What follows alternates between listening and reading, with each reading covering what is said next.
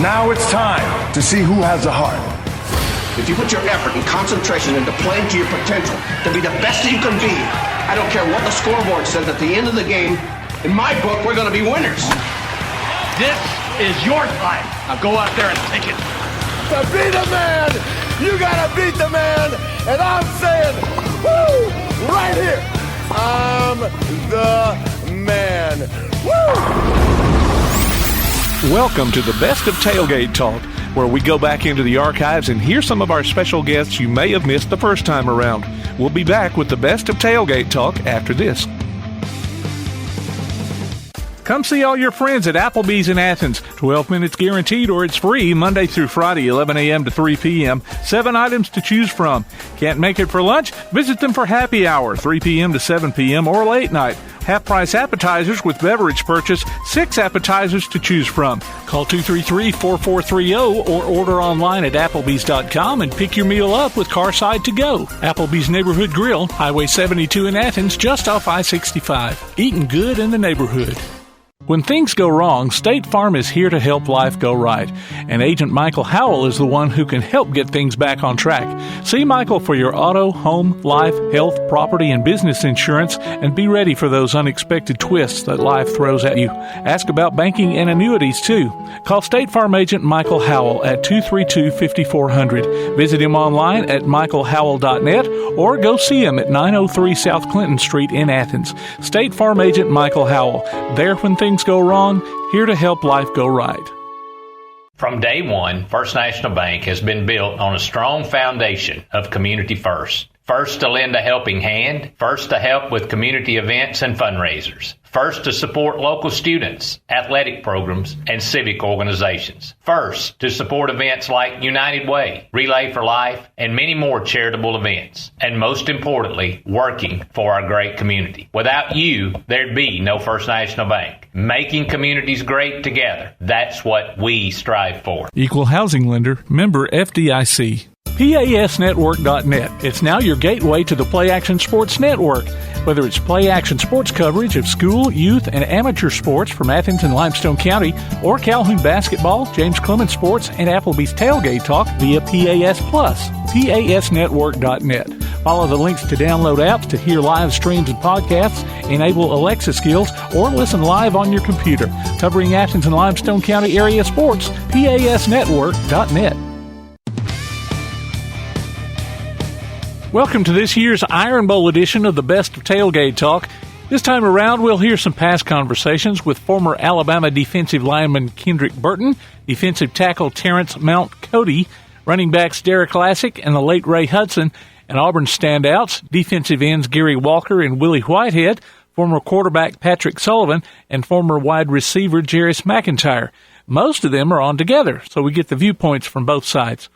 Make sure you go to tailgatetalk.net and make your nominations for our Applebee's Athlete of the Week and enter your name for Howl with a Havoc.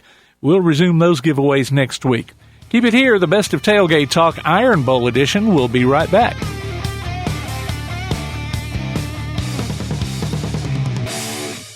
P4 Therapy is an outpatient provider offering community-based care with a unique partnership model that allows them to consistently deliver world-class outpatient care, emphasizing personalized hands-on treatment. Whether it's orthopedic, physical, geriatric, or manual therapy, sports or neuro rehab, telehealth, or most any type of muscle or joint pain, P4 Physical Therapy promises to treat you with integrity, compassion, faithfulness, and selflessness. Locations in northern Alabama and southern Tennessee. Look for them on Facebook or online at p4physicaltherapy.com. Daly & Son Car Care is Ardmore's only one-stop auto repair and tire shop.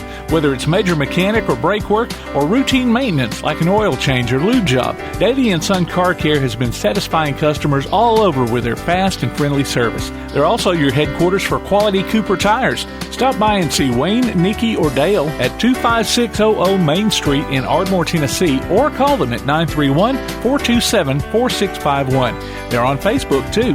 Daly & Son Car Care, open Monday through Friday, 7:30 till 5, and Saturday, 7:30 till noon. Home security is not what it used to be. With Secure Connect and smart home integration features, you can unlock your doors and turn off your alarm from your smart home app. No more hiding a key under a rock. Get Secure Connect and live life connected. Call Ardmore Telephone Company at 800-830-9946 to secure your home today. While others have come and gone, the Lions Den Gym has been roaring as a workout and exercise fixture in Athens, growing from its humble basement beginnings in 1981 to their current 10,000 square foot location at 212 Commercial Drive in Athens. The Lions Den offers 24/7 access to their ever-expanding equipment collection that includes treadmills and climbers, elliptical trainers, stationary bikes, loose weights and dumbbells, and over 45 different weight machines. Contact the Lions Den Gym about a membership today at 256-652-2627. Visit them online at lionsdengym.com or on Facebook. The Lions Den Gym, 256-652-2627. Now that you've got that new place on the water, BP Riverworks can finish the picture with a boathouse, dock, or seawall. Call Barron Pugh at 251-200-2273 or Tracer Pugh at 256-206-7097. BP Riverworks. Licensed and insured, 251-200-2273 or 256-206-7097. Welcome back to the best of Tailgate Talk on 1080 WKAC. Welcome back to Applebee's Tailgate Talk here on WKAC, the Big 1080. Todd, the Bod, the Talent Tomlin, alongside producer extraordinaire Tim Lambert. Now being joined, former Alabama player Kendrick Burton and former Auburn player Gary Walker, Sr. Guys, how are y'all doing this morning? Oh, we're doing good, pretty good. Thank y'all so much for joining us.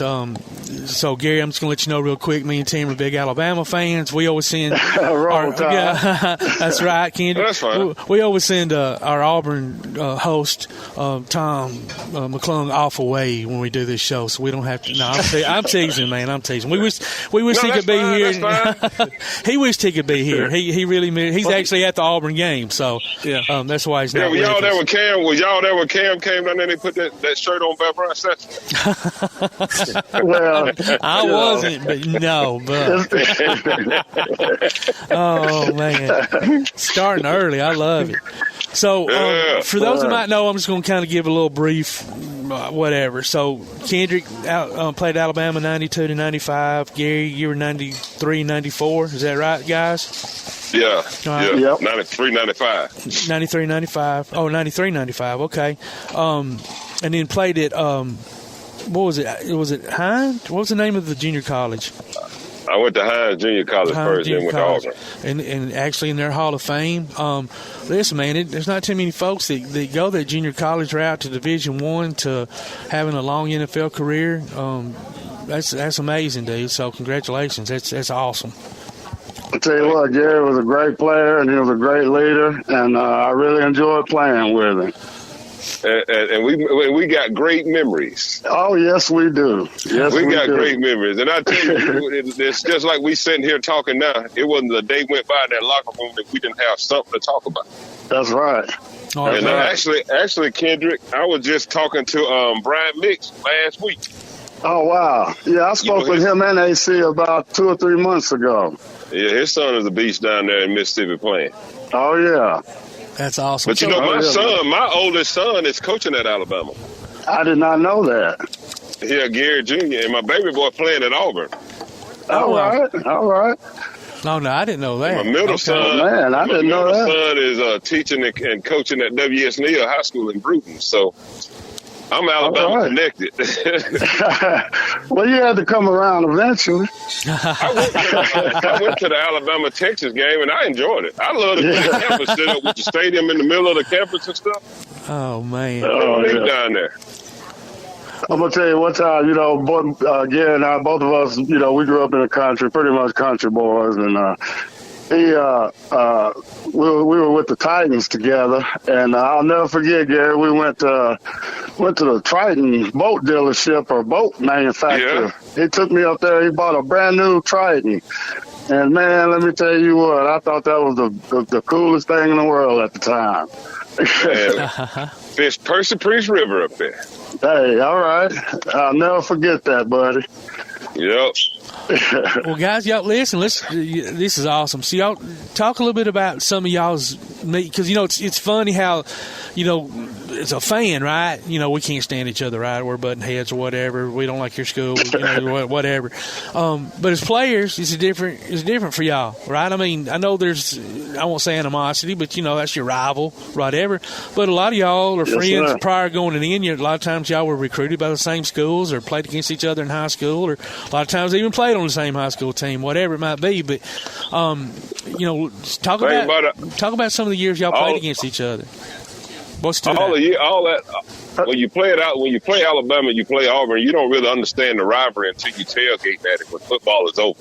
That's right. On the field, it's a rivalry game. It's a big game. It's the in-state game, and you play it that way. But you never know the hatred towards the people until you, like I tailgate, and you see it. And that's true. And I didn't know it was that bad. But as far as on the field, after that game, we buddies. And everybody on that field got a That's right. They want to win that game, want to get to the next level. Right. So that's right. You go from playing the in-state rivalry, and then you get in the same locker room in the league, and then you got the same goals. So it's it's a great deal because I play with a lot of Alabama guys. I'm sure Kenny played with a lot of Auburn guys, and the thing about it was, man, it's a love and a respect.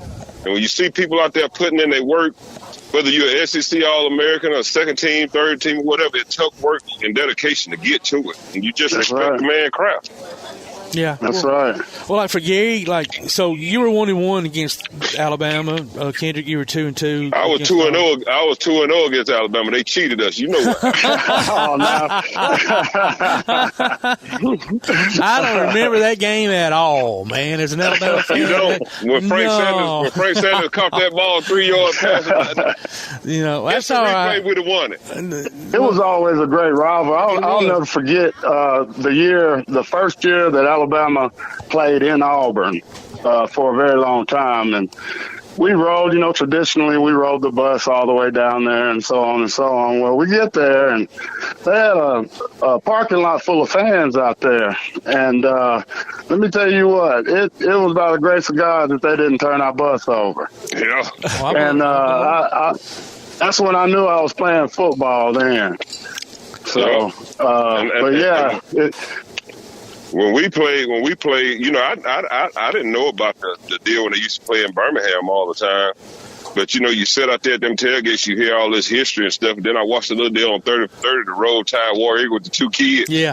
Oh, yeah. And you'd be surprised how many grown folks over 50 act like that now at them games. That's the truth. But this is the stuff that scares most people the most.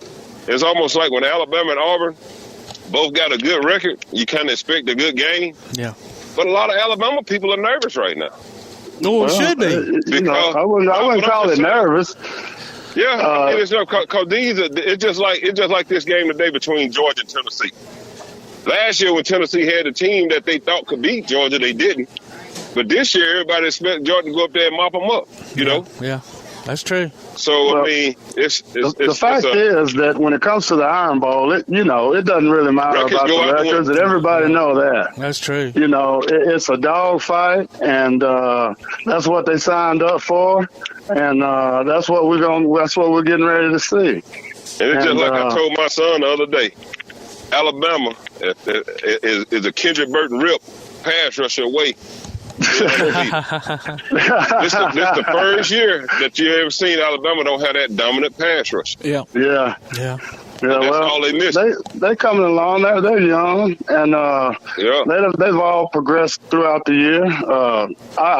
Melrose. You couldn't be any happier with the way he faced all the adversity at the beginning of the season.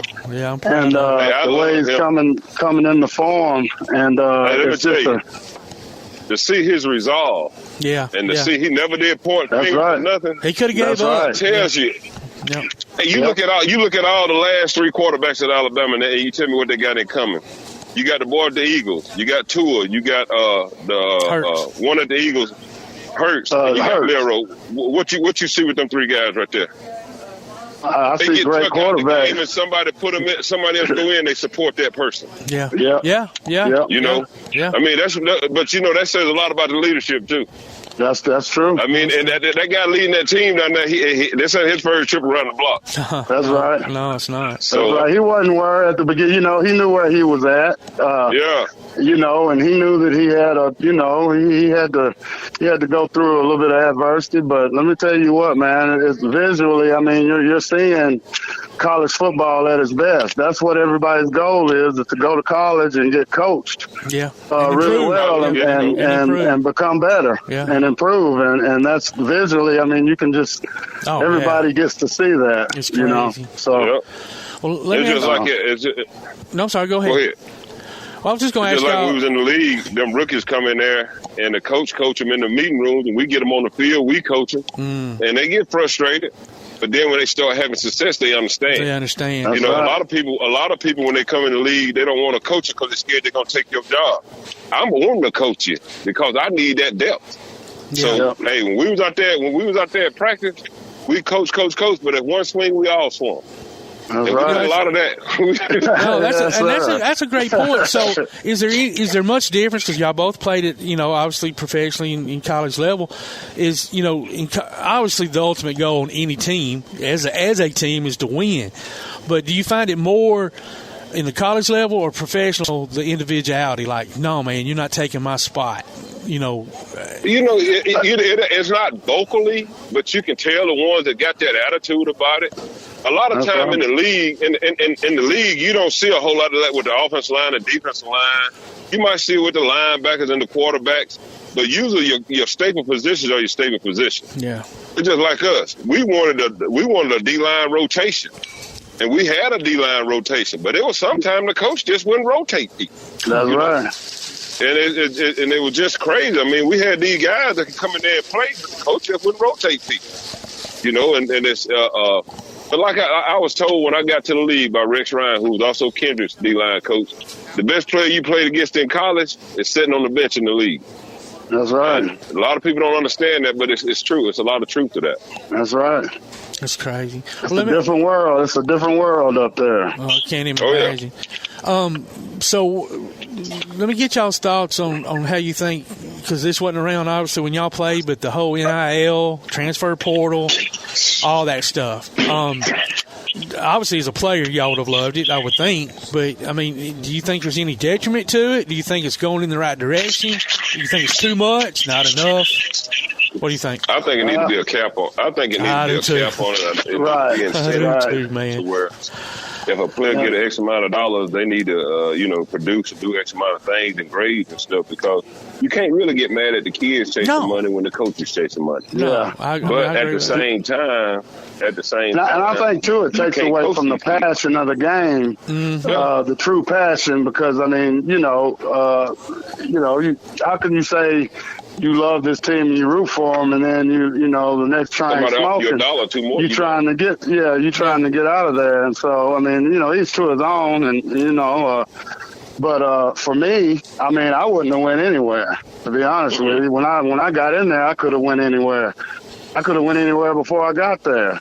Yeah, so to go there. Yep. Yeah, that's what I wanted. That's what I want. That's where I wanted to be, and so on and so forth. But yeah, I think in some situations, it's probably necessary. You got chemistry and stuff like that involved. But outside of that, when it comes to selfishness, you know where that gets you in the world of sports. Yeah. So I'm like this right here too. If I'm an NFL team, and every time you go somewhere and somebody beats you out, you want to leave and go to another team. I remember my daughter played softball, and I remember my coach telling her he'd rather have that pitcher who get beat out and stay behind and pitch to prove their worth. Yep. There's somebody that run every time it get tough. And that's why I don't like the transfer portal. That's right. See, then you got people that can recruit your kid. You speak. My boys wanted to go to Auburn because I went to Auburn. Yeah. Now everybody's sending their kids where money is. Yeah. That's right. And it's like, I mean, it's semi-pro football what it is. Mm-hmm. Yeah. Well, I mean, let me ask you this. So say you're in the huddle, say you're on the offensive side of the ball, and I mean, it's come down to the wire, and it's a tough game, and it's a close game, and you really got to have this game to keep your season going. And then maybe the quarterback's like, look, man, y'all guys have got to start blocking, man. I'm getting killed back here, the running back, whoever. And then when the big linemen look up at him and go, look, man, block for yourself. You're the one getting paid $2 million, not me. There you go. I mean, that was my biggest concern about it, was like, at some point, these are kids getting paid a lot of money, and somebody's going to hold that over another player. Right. You're damn right. And I see that all the time, too. You got kids riding around in charges and kids walking. Yeah, Let this kid start. I think what it need to be with this money is if you're a starter on a football team, they need to come up with some kind of salary across the board for every team. Yep, I agree. Because everybody should be getting something. Everybody should be getting something. There need to be a salary across the board. There need to be a cap. And your grades need to factor and all that. That's right. And if you sign this contract, you sign this contract for 4 years. Yes. It's just like a scholarship. But you can't fault the kid, because you look at Georgia. Georgia out here got a 5-star D tackle playing, one bagging them up, and they recruiting another one to come in now. Yeah.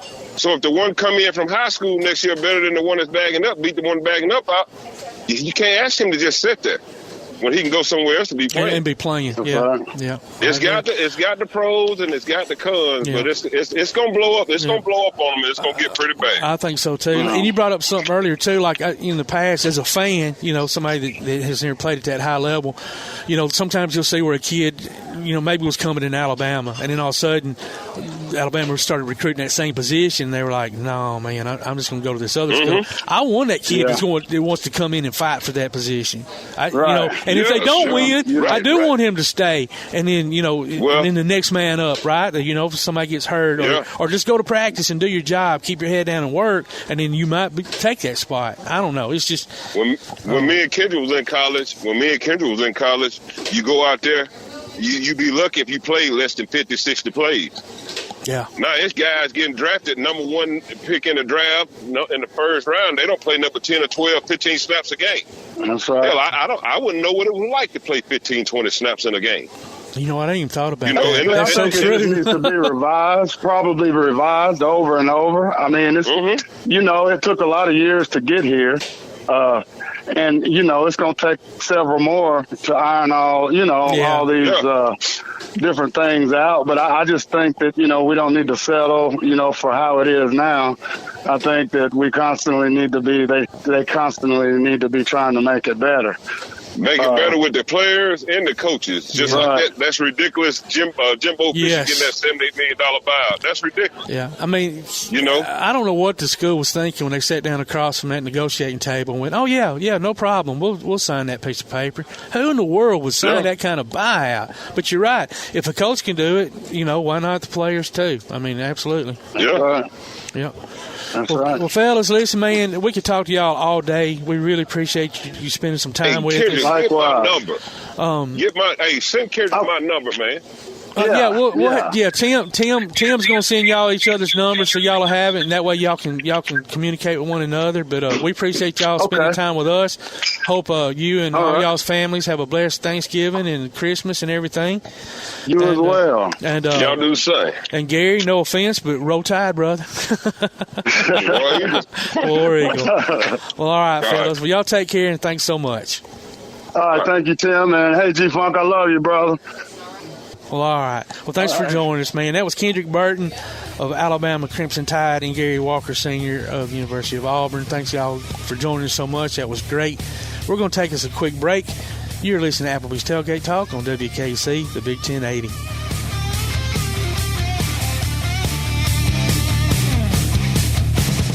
Limestone Drug, located on the square in downtown Athens, is your local Health Mart pharmacy. As your local Health Mart pharmacy, Limestone Drug is locally owned and has a personal commitment to the community. Limestone Drug honors prescription drug plans, including Medicare. They accept flex spending cards and fill prescriptions in minutes, not hours. Limestone Drug knows there's nothing more important than your family's well-being. So shop Limestone Drug at 200 West Market Street in Athens, your local Health Mart pharmacy. Limestone Drug, caring for you and about you. Your roof is the first line of defense for your home. Do you have water stains on your ceiling, paint peeling off your walls? Shingles missing? It's probably time for you to get your free roof inspection. Locally owned and operated, licensed, and insured, Yellowhammer Roofing is the Yellowhammer State hometown team. Yellowhammer Roofing. Let our family protect what's most important to you, your family. 256-232-1933 or online at yellowhammerroofing.com. For screen printing, sign printing, banners, logo design, and more, look no further than That Shirt Printing Place. Located at 709 North Jefferson Street in Athens. Call 256-444-1827. That Shirt Printing Place. Visit them online at thatshirtprintingplacellc.com. Look for them on Facebook too. That Shirt Printing Place. 256-444-1927. That Shirt Printing Place. Bring a little caffeination inspiration to your next event with Travelin' Tom's Coffee of Athens. Turn up the heat in these cooler months with their signature products, including a full coffee menu, white chocolate mocha, lattes, frappes, energy drinks, lemonades, and teas. Travelin' Tom serves events of any size, concerts, neighborhood block parties, high school football games, you name it. Travelin' Tom's Coffee of Athens is sure to make any event a little sweeter. Visit Travelin' Tom's Coffee of Athens on Facebook or call them at 434-1734. Travelin' Tom's Coffee of Athens. Are you getting the propane service you deserve? At Ferguson LP Gas in Ardmore, you always get the most value for your dollar, professional gas personnel who make safety a high priority, and you can always get in touch with them any day of the year at any time. They accept Visa and MasterCard too. So if you're not happy with your present propane supplier, join the many who have made the switch. Give Ferguson LP Gas in Ardmore a call at 256-423-3320. He's got a push. Back up three. In! He got it! Three-pointer at the buzzer to win it!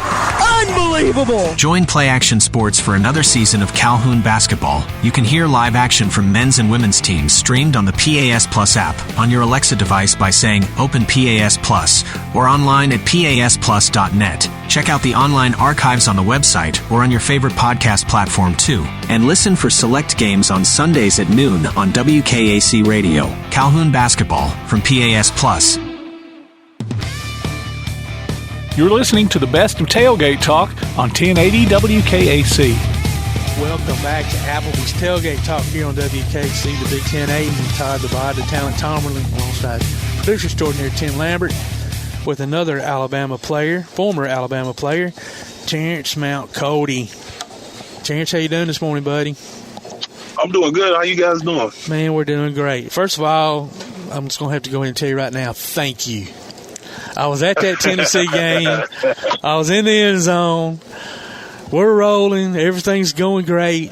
Me and my buddies, and I was with a buddy of mine named Coach Donnie Story, and he was a trainer down there at Alabama, and we've been going to games for years and years. And anyway, we were to the point where like, hey man, where do you want to go eat after the game? Because we felt like the game was wrapped up. And then all of a sudden we're like, wait a minute, oh crap, hey man, if they get an onside kick, we're in trouble.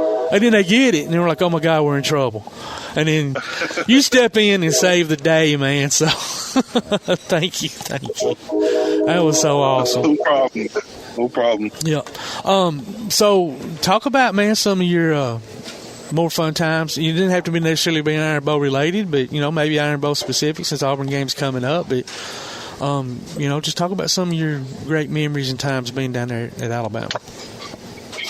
Well, I would say one of my favorite moments, besides the field goal block, but my favorite moment is probably like my first game, my first game as a Crimson Tide and stuff against Clemson. I think that was probably like the most memorable moment and stuff. Especially when I made my first tackle. It was like it was in the second series of downs. I think it was like the first snap of their second series, and man, I had so much adrenaline rushing through me.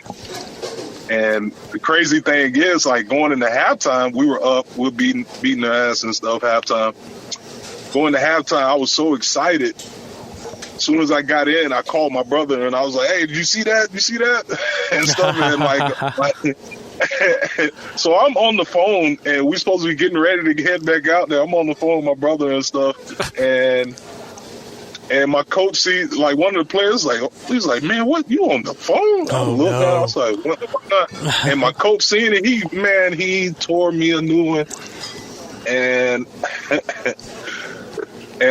now that I think about it, it was like a funny moment. Like my brother to this day, he still thinks that's like one of his favorite moments. He liked that moment because I called him in the middle of halftime. That is phenomenal, Dave. But hey, when you're excited, and you got to share it, right? Yeah, man, that's how it was. I was like, I got to tell somebody. You could have been making selfies on the sideline. Well, that's true. Yeah, at least you didn't have it under your thigh pad or something. You're out there, whatever. Playing the interior like you did, man, talk a little bit about, just the beating you take. And a lot of times, y'all are the guys that are just to take up space. So the so-called stars, the linebackers or whatever, can come in and make plays. But you made several of your own without having to do, let somebody else come in. But, I mean, how much more difficult is it, I guess, for lack of a better word, difficult, I don't know, but to play the interior like that? And like I said, you're getting doubled a lot, sometimes probably tripled. I mean, you were a beast. So, they definitely had to know where you were on the field. Yeah. I know going into my first year and stuff, I was under the radar because nobody thought I could move or whatnot. But after that Clemson game, everybody was like, oh, okay, this guy's more than just big. Mm-hmm. He can actually move. And but the second year is when, I really was, the focal point. So, nobody wanted to run my way. And it was frustrating. I mean, but, as a D lineman and stuff, you're not going to make all the plays. So, no. But,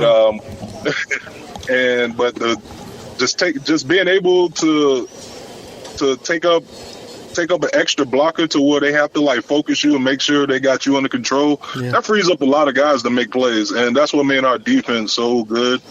Was letting Rolando. I was able to let Rolando just run around freely and just make plays and show what kind of player he was. Which everybody knew he was a great player, but him not having to fight off a blocker or two every play, that's what just made him even better. Yeah, well, I mean, and that's what you did, and I hope, and I think for the most part, fans recognize that. They really did. I'm sure the coaching staff certainly did, but, so you get drafted, I believe it was second round, to Baltimore. Yep, second round. Talk a little bit about some of your professional games and playing at the next level. Was the game a lot faster? Guys bigger, stronger, about the same? What you expected? I would say it was somewhat a little bit faster and stuff, but it was more so for me. It was more so paying attention to detail and stuff because everything was I did everything right, but if you're one step slower or just a gap over and stuff, a play, any play can turn into a big play. And I learned that my first few snaps in practice. And trying to do my own thing. Trying to do my own thing wasn't working. So I was just like, you know what? I got to follow the system. So, but it was practice, the intensity and everything. It was almost just the same as playing in the SEC. It was just about the same. Yeah. But being around Ray Lewis, Ed Reed, Terrell Suggs, Haloti Ngata, Jarrett Johnson, Ladarius Webb, Dominique Foxworth. I mean, I came in with a bunch of guys. Staff. Probably one of the best defenses for those few years ever. I mean, honestly, y'all were just unbelievable. I mean, nobody could do anything. I mean, you're one of the few people walking around with a national championship and a Super Bowl ring. Talk a little bit about, did one mean more so than the other? I mean, to you, or I mean, how can you even put that into emotions? I don't know. Shoot, that's always a tough one. I mean, you work hard, obviously, but ain't either. They're both great for their own separate reasons, right? Because I also got a national championship in junior college. That's right. I knew that. I'd written it down and forgot to look at it, but you're right. So, Yeah, I mean, the chances of that from any player, that's got to be like 1 in a million. So you've experienced, obviously, high success on every level, but, standing at a national championship podium versus the Super Bowl. Who gave y'all the Super Bowl trophy that year? Do you remember? Was it Dan Patrick maybe, or who presented the trophy? Do you even remember? I can't even remember anymore. Yeah, I didn't know, but I'm trying to picture it in my mind. But, I can't imagine the feeling of, you got all that confetti coming down, the crowd's roaring, and, here you have just won, either the national championship or the Super Bowl, and all that hard work that y'all, that you've done and put in finally, pays off. And so congratulations on all that success, man. That's just awesome. Thank you, man. Thank you. Did you win state championship in high school too? That was the only one that's missing out of my resume. And we lost in the second round, and it ended up being like a rough game, but then towards the end of the game ended up being a game. And we went against Belgrade Central down in Palm Beach, and man, they had some athletes. I bet. Florida's there's some serious high school stuff going on down there for sure. Yeah, and that was back when the football was like. That's back when they was like athletes everywhere. Yeah, one interstate to the other. Y'all were producing just about enough athletes to keep all the good D1 schools going effectively, to be honest. I mean, it was crazy. We'll talk a little bit about the upcoming Alabama-Auburn game. What do you think about it? What do you think about Alabama's season this year? Milroy's turned it around, and proud of that dude, the way he's hung in there, and they finally put in some packages for him to use his legs and prosper that way, and then now that opens up passing, and here we are on the cusp of, I guess a couple of things are going to have to happen, but we've got a shot at getting in that playoff. Oh yeah. At first it was rough, and I had my doubts. Yeah. And stuff. Like just more than just the offense, but like it was a little rough on the defensive side at first when I was looking, but. Now they're finding their identity right now, and it's starting to show. So you got the guys who are supposed to be making the plays now, and you got other guys making plays. So that's a good thing on the defensive side of the ball. Yeah. And one thing is they're starting to create turnovers too. Yes. And when you create turnovers, you win the game.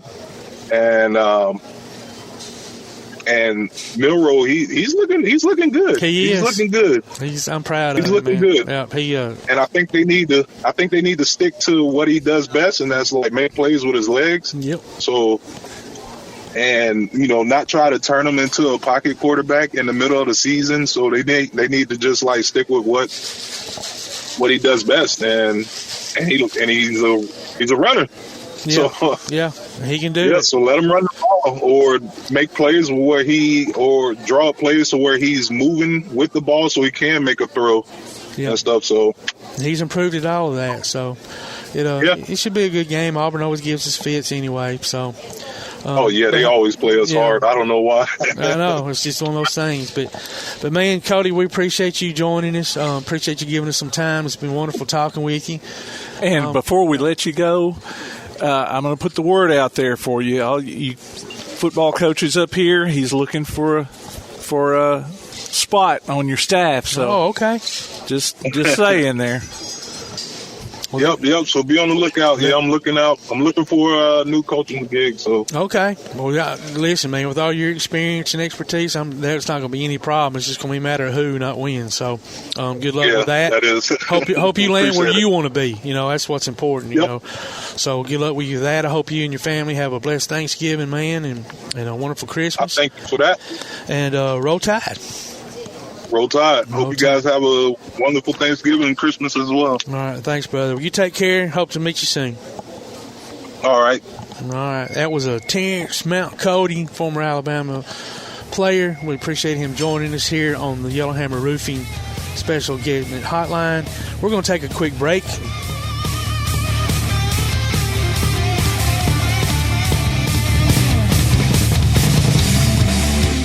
P4 Physical Therapy is a new outpatient provider offering community-based care with a unique partnership model that allows them to consistently deliver world-class outpatient care, emphasizing personalized hands-on treatment.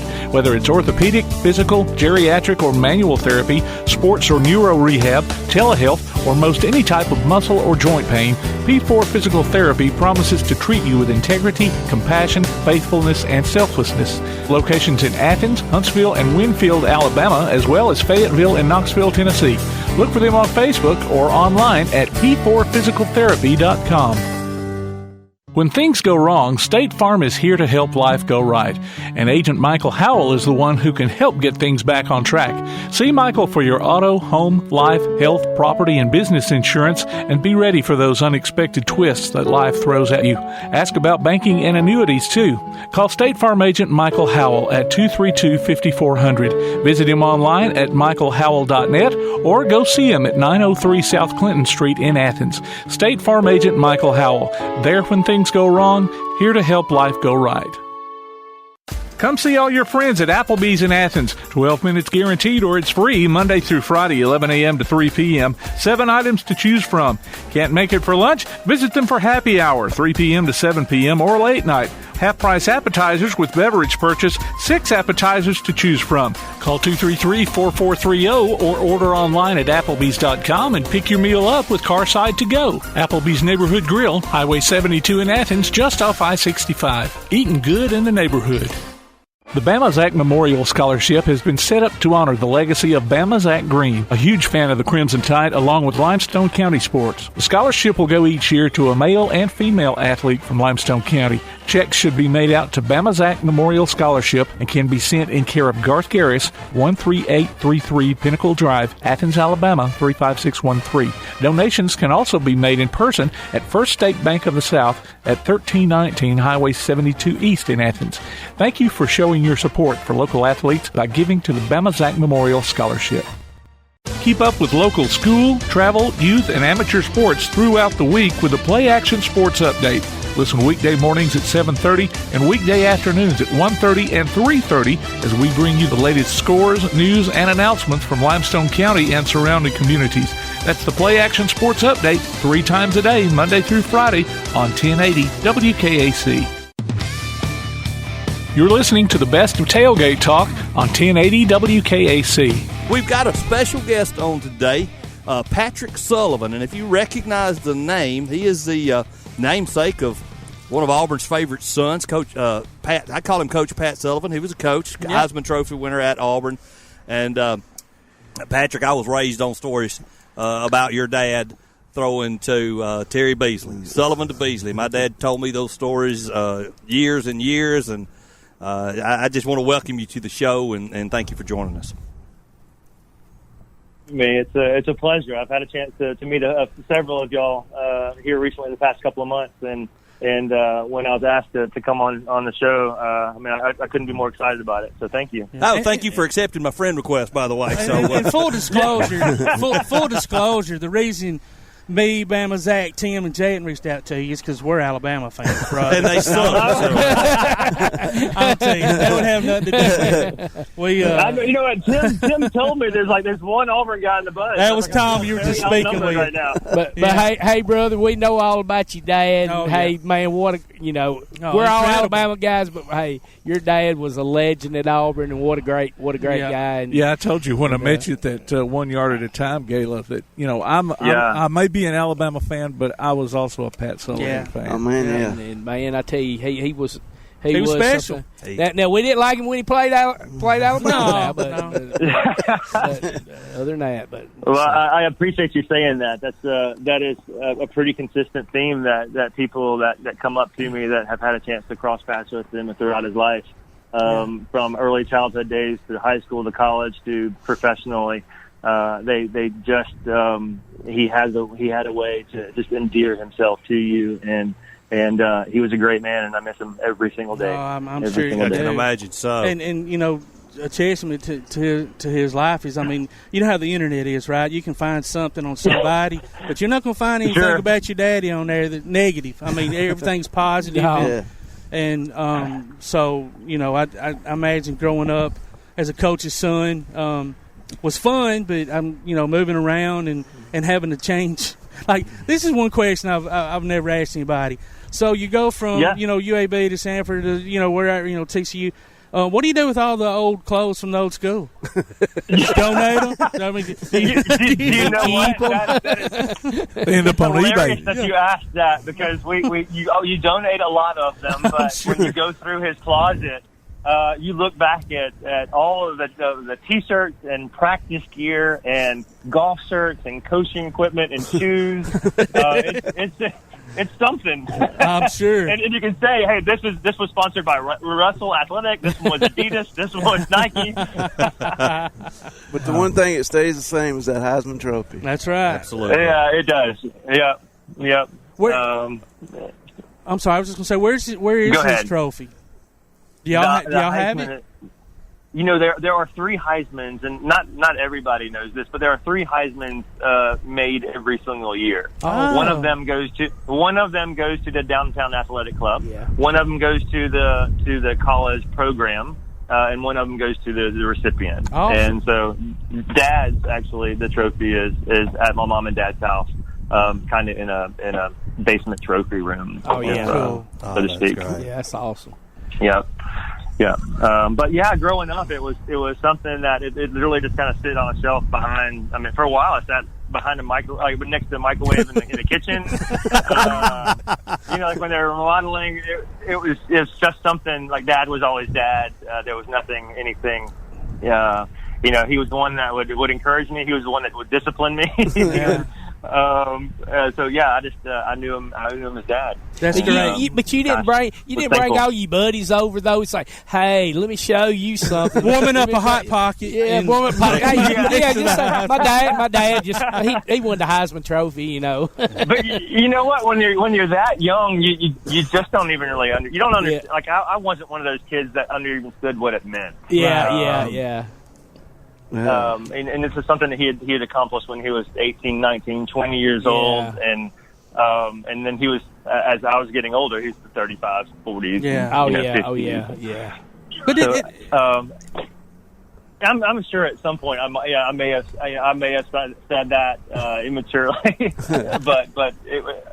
but no, I don't ever remember any of those memories of saying, hey, I kind of want to show this off. Even then, as we were joking about being kind of in the minority, I remember growing up in the mid '80s when Dad had moved down there to coach. I was in a minority then. Auburn hadn't had successful years. Alabama was still still and continues to be a top-notch program, and everybody had those silk, red, maroon, crimson jackets, and I did have my Auburn jacket, but I was one of very few. Well, I don't think I'm mistaken with this, but if I'm not wrong, your dad was the offensive coordinator the first time Alabama ever came to Jordan-Hare in '89. Is that correct? He was. Yes. He certainly was. He was. So he started coaching. He started coaching at Auburn in 1986. That's what I was thinking. He stayed offensive coordinator for a while. So it was his dad's fault when he got beat. Yeah, exactly. Yeah. Thanks, Patrick. That first, it was probably Coach's fault, because that first touchdown play when James Joseph, we call him Bo Peeps, he went over the line. We had 12 men on the field, and nobody called. It was that extra blocker. Yeah, you take it when you can get it. Oh man! But he goes. Yeah, that's right.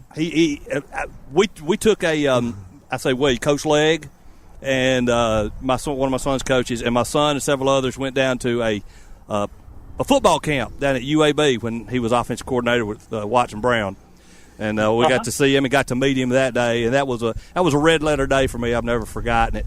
And he ends up going to Sanford as head coach, and he actually coaches my first cousin, Charlie Sanford, out of Coleman, and Charlie. Is that right? Yes, sir. Charlie has nothing but great words for Coach Sullivan. Absolutely loved him. I appreciate you saying that. Sanford could not have been a better fit, a better place for Dad to kind of just work through some of his illnesses and just kind of challenges of his cancer treatment. It really wasn't the cancer; he didn't have it at that time. But just the quality of the people, of the administration, it was an instant home. Dr. Westmoreland was fantastic. I know he was a a fond friend of Dad and kind of a mentor of Dad's, and they just had a great relationship. And the players, he couldn't have been more proud of the time that he spent there and the program that they had built. Okay, we've got to ask you this: what you've been on? I'm sure you've been on the field. You've been around all the programs. What's your favorite story of your dad, either coaching or what you've heard of as a player? Oh, gosh. The one that comes to mind is more of a story that he tells, that when he was being recruited by Sir Jordan and Bear Bryant, he tells a story where he is riding in the truck to the Auburn, Alabama game, and he's in Coach Jordan's, just beat up old pickup truck, and it breaks down on the side of the road. Oh my goodness! And Coach Bryant's motorcade, and all the police officers and seriously, 15 cars just passed them. And Coach Jordan kind of quipped that, hey, you can either, ride with him, or you can ride with him, or you can walk with me. And I think they just had that blue collar work ethic, and I think from that moment on, Dad knew where he wanted to go to school. We've had Terry. They had a good. Go ahead. Good rapport. We've had Terry Henley on the show. It's been a couple of years, but he talked about the great man that we knew as Coach Shug Jordan. Oh yes, yeah. He was a special man, and was a disciplinarian.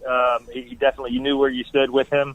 I did not have an opportunity to meet Coach Jordan, but have heard several stories. And if you were talking with Terry Henley, I'm sure you had a bunch of stories as well. He's a great storyteller. Yeah, he's a good storyteller now. Yeah. He got talking about that purple stuff he got to drinking when he came to Auburn. He loved the purple stuff.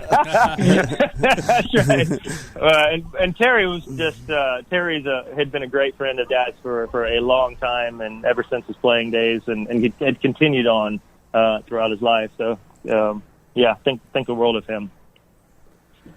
Anybody else, Bama fans? So, you know what? You get to talk about your dad all the time. Let's talk about you. Yeah. What's going on in your world? Gosh. So I grew up in Birmingham. I have been married to Claudia, my wife, for 23 years. We got married a couple of months out of college. We have 4 kids. My oldest daughter's a junior at Auburn. Oh, cool. In the nursing program. And then I have a senior in high school son named Joseph. They played Hoover last night. Great game. It was 24-21. Hoover's a great team.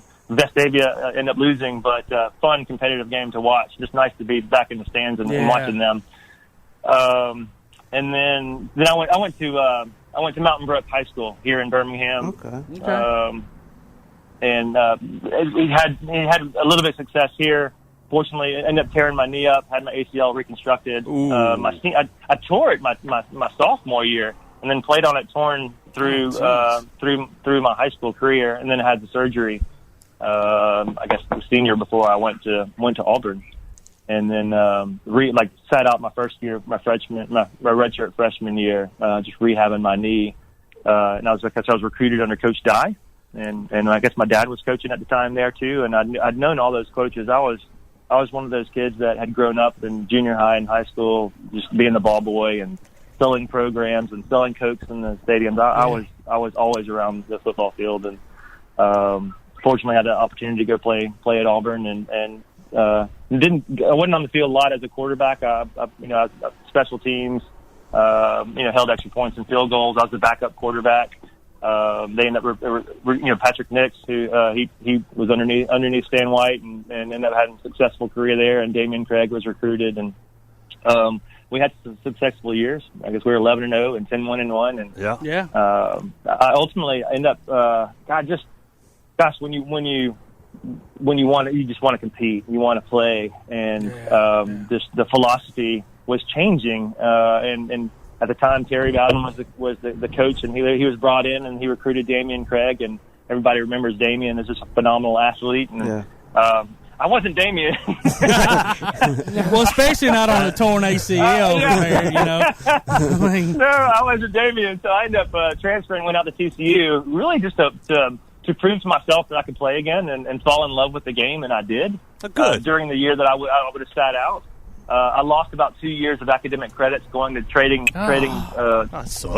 from Auburn to TCU. Brutal. So I decided not to come back to my 5th year and go back to Auburn and finish out my degree.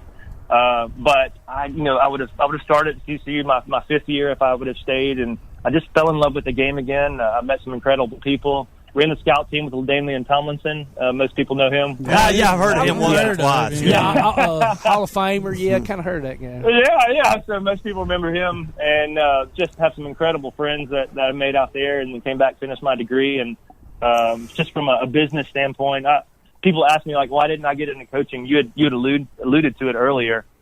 Just there's a lot of insecurity. You talk about the coaching carousel, and every 2 to 3 years. You're looking at probably a new job. And so I decided not to go that route and wanted to be a little bit more secure. And I got into medical device sales and was a surgical sales rep for about 20 years. And then now I'm in the management side of it. And selling, we did pacemakers and defibrillators and the electrophysiology, the electrical parts of the heart. And so I've been doing that. That's cool. Was in Mississippi for about 10 years and then came back. About 3 years ago to be with Mom and Dad as he was toward the latter part of his life, and gosh, just love being back in town in Birmingham and reconnecting with some old friends. Lewis Battle's one that's a former Auburn player, and Willie Gaucher is another one that I've recently connected with. And Willie's been on. I think Willie's been on the program before. Okay, good. So Patrick, when you were at TCU, you was Coach Fran there. He was not. Okay. Honestly, Dad was there. So Fran was Dad. That's right after Dad. Yeah. Okay. Yep. Fran was right after Dad. Yeah. Well, Patrick, before we leave, hang up with you, I just want everybody to know, we know about your dad, but just tell everybody in your words just what kind of man your dad was. Well, first of all, I can't say anything about my dad without mentioning my mom. Well, yeah, of course. You got. There's always a woman behind every great man. There's a woman. Yeah, so. And I say that because when you talk about you can't get on the internet and search anybody. You can't search anything because he loved my mom. Yeah. And there wasn't probably. I mean, he'd step on the practice field. He right before practice he would give her a call. Right, but when he get finished with practice, he'd give her a call. Right when hey, I'm getting in the shower. After you get out of the shower, hey, do you need anything? Like on the way home, he's like, hey, I'm stopping at the store. Do you need anything? Like he was always in communication with my mom. That's awesome. And he just absolutely adored her. And so everything that you could attribute to his success was because of like just her love for him and her sacrificing to allow him to do what he loved to do. And so that's I can't say anything about my dad without mentioning my mom. But truly, my dad was a great man. He was a player's coach. He loved people. He loved to tell stories. He just had, I think I told you earlier, he just had a way to kind of endear himself to you. And when he walked in the room, you knew it. And he was very humble. And I'm very grateful to have him as a father and a role model. Now, quick question. That's what I could say. You said your son plays for Vestavia. Do they play Central of Phoenix this year? They do not. But okay. Sure, Patrick Nix. You know where I'm going with that, don't you? Yes, sir. I do. Yeah. No, I followed Patrick Nix, and I saw him over when he was over in Pinson, and now Sam Shade is over in Pinson. Yeah. And both of them at one time or another have coached with Dad, and so I just think the world of Patrick and Sam, and I was glad to see him get the win over there. Yeah, we actually started following him when he was at Scottsboro before he went to Pinson, so. He was up here in North Alabama for a little while. He sure was before they ended up going to Pinson. Yeah, I'd forgotten about that.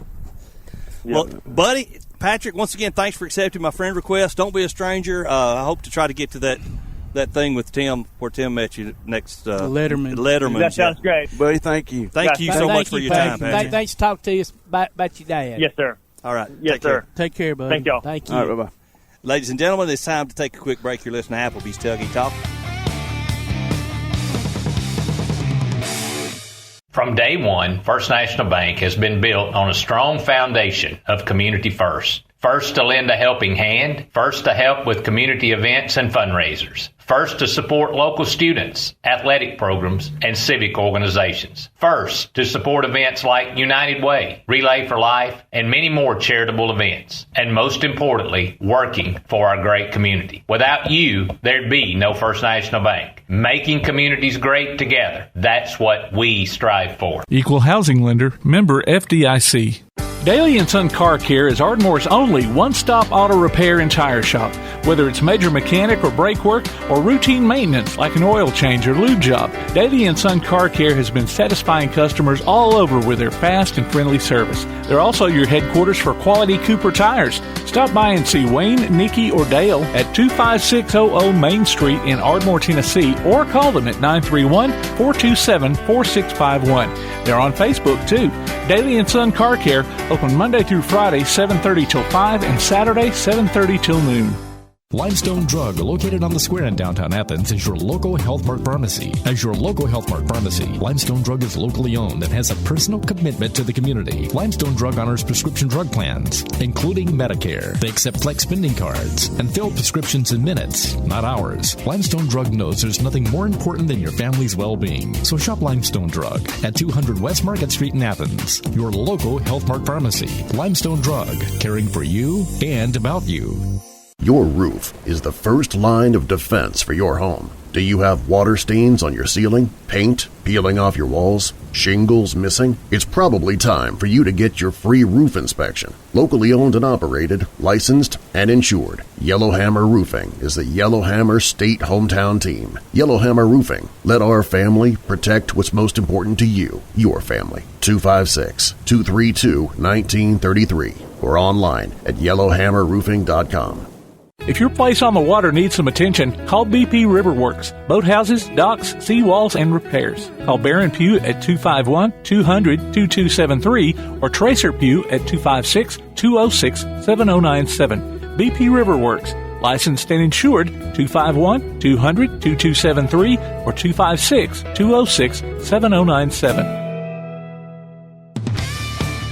Welcome back to the best of Tailgate Talk on 1080 WKAC. Man, it's wonderful to be joined today for our early Iron Bowl show by former running back for the University of Alabama, Derrick Lassic, and former defensive end for Auburn, Willie Whitehead. Guys, how are y'all doing today? Well, great. Good. Now, Willie, I got to go ahead and just forewarn you, brother, that the whole crew's not here today. Some of us are out. It's just me and Tim. My name's Todd, by the way. And we're Alabama fans, man. But, so you're probably not going to hear any war, nothing, or any of that mess. But we love you, dude. Let's just let you know. You're going to be biased here. What are we doing? Well, listen, it's not our fault. Our main host, Tom McClung, who, man, huge Auburn fan, he decided of all days today he was going to go sit up in the deer stand and get us some deer jerky. So he's out there trying to kill him a big buck. If he was here, you'd have a little love, but he's not. So between me, Derek, and Tim, you're screwed. Well, now, Willie, I think you were the one that we kind of took a left turn on the last time we had you on the show. You and Tom got into talking about beekeeping. Bees, that's right. You remember that? What? Were you the one that we got into talking about beekeeping with? Beekeeping? I don't know what we're talking about. Beekeeping. Okay. There's another player there. Maybe. Okay, I'm thinking about we had a former Auburn player on. Instead of talking about football, we talked about beekeeping. So we're not going to talk about beekeeping today, guys. Oh, okay. Yeah, I don't know what's about beekeeping. So, fellas, where's the time gone, man? Derek, you're right there with me. Well, I'm actually older than both y'all, but 50, Willie, 47. I mean, where'd the time guys go, man? Flew by, hadn't it? Oh yeah, I don't know. Yeah. Having to be on with the legend, Derrick Lassic, the legend running back. Now with that, stop all that. He's trying to butter me up, so I won't talk about how bad we gonna whoop him. That's what it sounds like, Derek. That's what it sounds like. So, Derek, we'll start with you. First of all, I want to ask you this: do you remember a guy? And I'm going to have to look up his nickname real quick. But his name was Donnie Story. He was a trainer when you were there, but he mostly worked with defense. And y'all called him, let's see, Bedrock. Does that ring a bell at all? I can't remember. See, that's what I'm saying. Time's gone. It's left us, fellas. But anyway, Coach, he's a local coach up here. Coach Stories, Donnie Stories, his name. He said hello and roll tide. I guess that wasn't for Willie. That was for you. All right. So listen, guys. We're just going to kind of, we want to hear y'all's, Auburn and Alabama stories, and Willie, let's just make sure that we only talk about the good ones, not the bad ones. And but just give us, Willie, we'll start with you. Talk about some of your experiences in the Alabama games and just the emotion behind it. I don't know that it's there now. I mean, it's still huge, and it's still probably to me the biggest rival in the whole nation. But man, back then it was rabid. So talk about some of that. Yeah, definitely. It really was, because it was a lot of as far as back and forth, as far as the rivalry, a lot of times. So that's what, as far as the wins and losses and everything. And then too, I don't know. I think it was, regardless, I think it was a lot of closeness. It was a lot more closeness between guys knowing each other. As far as the players, things of that nature. But it just seemed to me just more of a heated. It was really even more of a heated rivalry. During that time. Yeah. During those days. It doesn't seem like it's the same as it was during those days. Yeah, I agree. As far as yeah. It just seems like as time's gone on, society's changed a little bit, and we're more open to the other side, man. And I can say this with all doubt, it ain't changed for me, Willie. I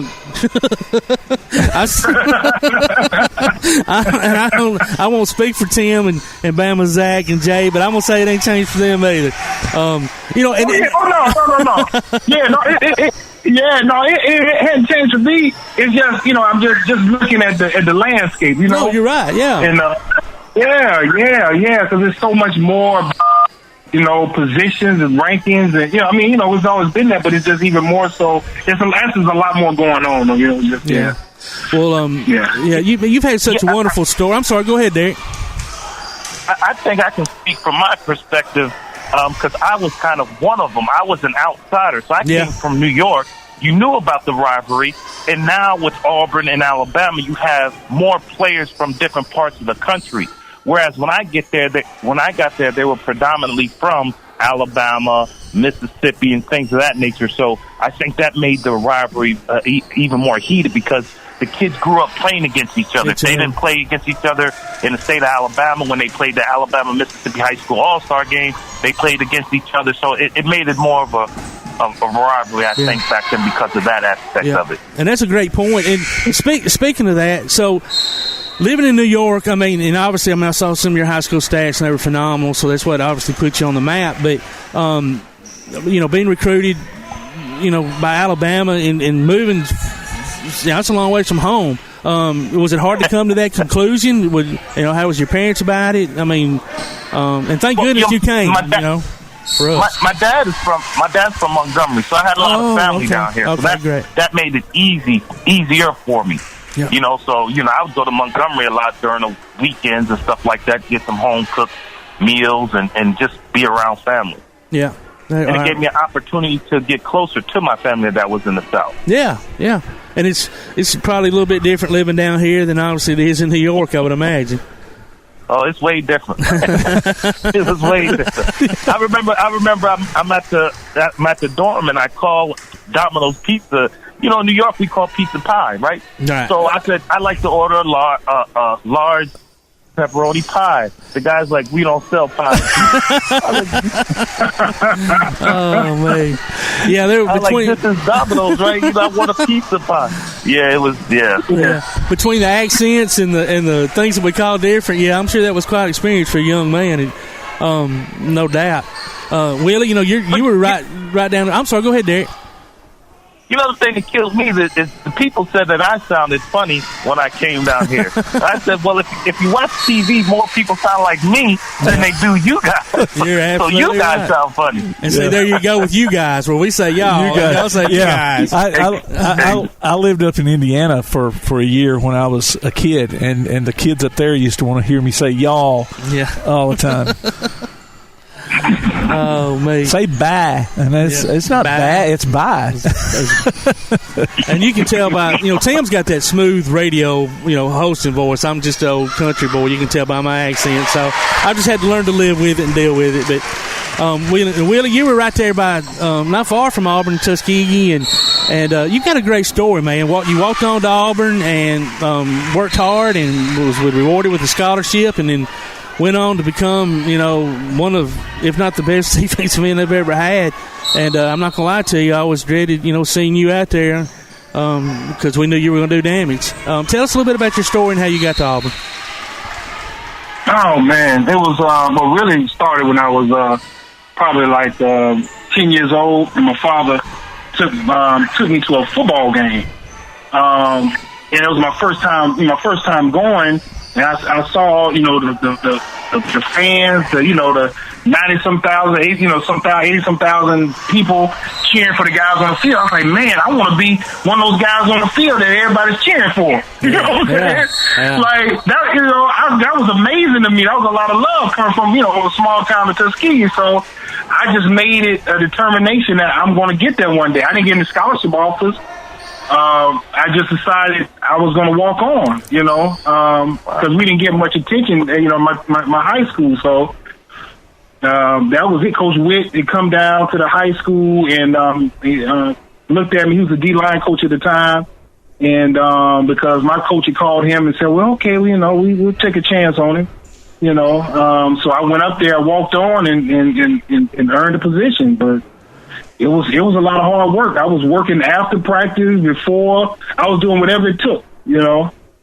Yeah. And that followed you off into the NFL. You kind of had to go through the same thing. You were undrafted, is that correct? And then and then signed, I guess, as a free agent. Tell us a little bit about it. You played in Canada and then came back to the U.S. and signed with the Saints and kind of had to go through that same deal. Oh yeah. Like it's got it crazy. Like 3 years in the CFL, getting released from the 49ers as a free agent deal first year. The ups and downs with that, and even when I worked out for the Saints, and they still sent me to NFL Europe to get some training. But I came back. When I came back, I ended up staying 8 years with the Saints. Yeah. So. Yeah, but it was a blessing, but there's a lot of hard work. I pushed myself to the limit and beyond. So, and it goes to show you that listen, the scouts and the powers that be sometimes just get it wrong. Absolutely. Don't give up on yourself. You worked hard and you overcame. And I bet you appreciate it that much more. I've been around guys who are undrafted and walk-ons, and it's unbelievable what they have to go through. And if they can persevere and end up getting a scholarship, that's why the scholarship players are so happy when walk-ons do end up getting scholarships. Oh, imagine. Because they know everything that they've gone through. Yeah. So, Willie, people don't realize how tough it is to be a walk-on, and you kind of being a little modest about it. But it's well, it's tough. Not only the aspect you're trying to work hard and regain respect and earn that scholarship, but I'm sure that some of not the starters per se, but just some of the scholarship kids, like, hey man, carry my bags or clean my locker, or I'm just guessing, but I assume some of that little bit of hazing went on, and it probably made it tougher, Oh yeah. And I remember times, it really felt bad. Yeah, I'm seeing the guys, they going through the Tiger Walk, but I can participate in the Tiger Walk. I had to walk to the stadium fully dressed. That's in my show, my gear. Yeah. And walk to the stadium. Yeah, I could participate in it. Wow. As a walk on, yeah. Yeah. Well, but through all that, you end up winning the NFL Ed Block Courage Award for perseverance and triumphs, and for all you've been through, it certainly sounds like you were more deserving. So without a doubt. Thank you. Yeah. So, Derrick, the smooth Derrick Lassic, Tim. Movie star, broadcaster, MVP of the national championship. I mean, dude, you killed it. You're still killing it. I want to tell you this real quick. I almost did not go to the national championship game that year. Me and my wife had just got married that previous October, and I wanted to spend New Year's Eve with her. And I'm not gonna lie, love my tie, but I was like, man, Miami is a killing machine, and we'll spend all that money and go, we'll get beat, and I'll be sad. I'm just gonna stay at home. My wife's like, nope, you're going, because they're gonna win that game, and you're gonna be upset at yourself if you don't go. So I went, and dude, thanks for such a wonderful memory. Well, you're welcome. So tell us, a little bit about, playing in the Auburn games and the championship game. And I was going to say, these guys played on opposite sides of the ball. I'm sure they have had I'm sure y'all had some memorable interaction there. And this is going to be interesting. Derrick, I want to know if you juked Willie. Willie, did you pound Derrick? What was it? Well, I'll tell you this. The hardest hit I had in college football was by Fred Smith. That was the safety, right? Number 6? Oh, yeah, Fred. Yeah. Oh, yeah, he was hard. Fred had leverage. He was like 5'0". He probably was about 200 pounds. And, boy, he had leverage and could lay the wood. Man, he hit me so hard. Boy, I thought I ran to the sideline. Now, as a running back, we don't like to come out of the game. Right. He hit me so hard, I ran to the sideline to get out of the game. Oh, yeah. That's a hit there. Fred, he went here first. Oh, yeah, so, Fred to lay that wood. So y'all weren't there necessarily all 4 years together. So, Derrick, what was your record against Auburn? Your 4 years there. My record 4 years. Let me see. I think we were 2-2. I want to say. All right. And Willie, what about you? Do you remember? I want to say that maybe it's probably about the same. Probably about 2 and 2. Yeah. About half and half. I want to say, or maybe because I know we won in '93, came back and won in '94. So that was our undefeated season, and then '94. So I think it was around the same. Yeah, I want to say around that same record. I think around about 2 and 2, something like that. And that's probably about right, because that was during those course of years where it seemed like we were kind of trading back and forth. No team was on a 3-0 run or 4-0 run or anything like that. So yeah, that's probably right. Derrick coming off a national championship win, you go to the Cowboys. Emmitt Smith sitting out, contract hold. And you become the starter. And I read a little bit about it. I'm sure you weren't not for any reason other than the fact they wanted Emmitt Smith back, but maybe not welcome with open arms as far as being the man. But I mean, you had some success, and then went on later that year to win a Super Bowl, if I'm not wrong. So you're coming off a national championship into a Super Bowl. Life can't get much better than that, can it? Oh, no, really couldn't. When I got drafted by Dallas, growing up, I was a big Dallas Cowboys fan. Because I'm a 70s baby, so during that time, you were either a Pittsburgh Steelers fan or a Dallas Cowboy fan. Pittsburgh. And then, when I hit around 13, I saw this guy named Walter Payton. So then I became a Chicago Bear / Walter Payton fan. So, I wanted to go to either Dallas or Chicago. And lo and behold, I get drafted by the Cowboys. I know Emmitt Smith is there, so I know I'm going to be a backup. Heck, I don't mind. They just won a Super Bowl, backup, get to play, get some experience. And lo and behold, he holds out. So I'm like, uh-oh, what does that mean? I thought they had, another back. Well, they did have a back in camp who had been on the team the year before. So I was like, okay, he probably be the starter. Emmitt will come back before the season starts. And, into the camp, coach named me the starter. So I'm like, I'm like the starter. So, they prepped me and my first game was Monday Night Football. Oh, geez. Against the Washington Redskins. So, all eyes are on us. And in all honesty, the first time ever, because football is football. You get the jitters. You have to use the bathroom and stuff like that. But I've never thrown up before the game, before a game. And I was so nervous that I was throwing up in in the bathroom, and Kevin Williams, good friend of mine, he's like, "Man, you gonna be okay? It's gonna be all right, man.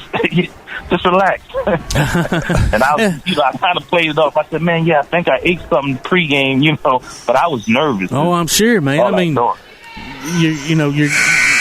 first NFL game, Monday Night Football. Probably 10 million plus people watching it. Nothing to be nervous about at all, right? Yeah. Tell me about it. Yeah. But what like Willie, what doesn't kill you make you stronger. So I learned a lot from that. You know what I'm saying? It helped me later on in life. I didn't understand the life lesson that I was being taught then. Yeah. But it taught me how to persevere and overcome, and things may not go the way you want them, but you do the best you can with what you got. Right.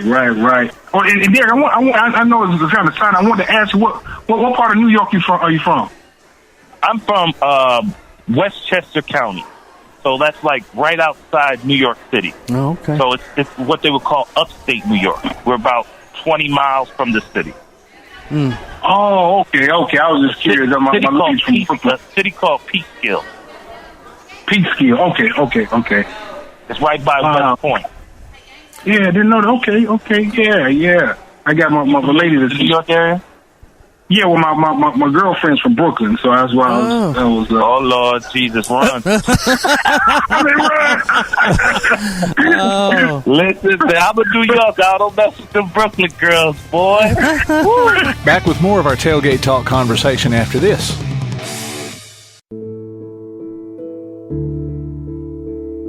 Home security is not what it used to be. With Secure Connect and smart home integration features, you can unlock your doors and turn off your alarm from your smart home app. No more hiding a key under a rock.